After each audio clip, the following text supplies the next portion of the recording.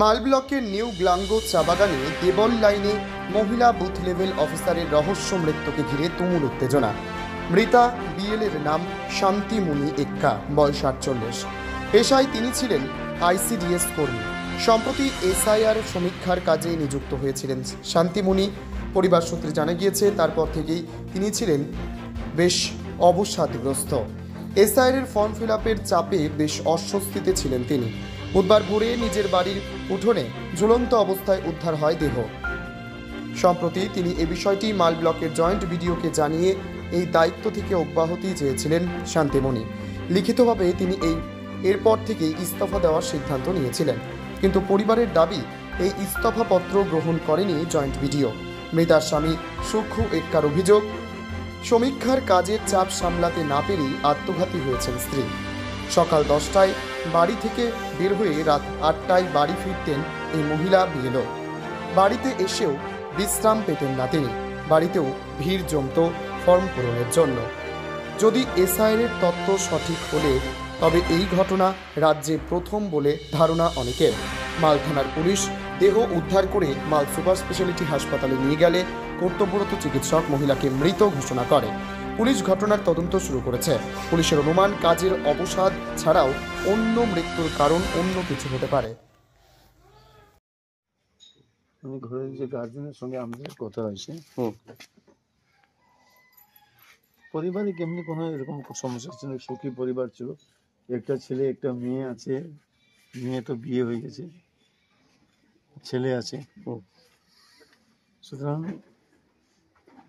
ওনার থেকে শোনা গেল যেটা, যে মাঝে মাঝে উনি বাড়িতে বলতে হাজবেন্ডকে যে খুব চাপ হয়ে গেছে, এইরকমই কথা বলছেন।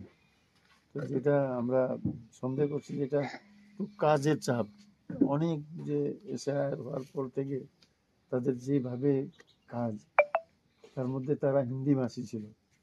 তারা এখানে তো সবকিছু বাংলা পেপারের মাধ্যমে আছে, তো সুতরাং এখানে হিন্দি ভাষী ও কাজ করতে গিয়ে একটু অসুবিধা হচ্ছিল।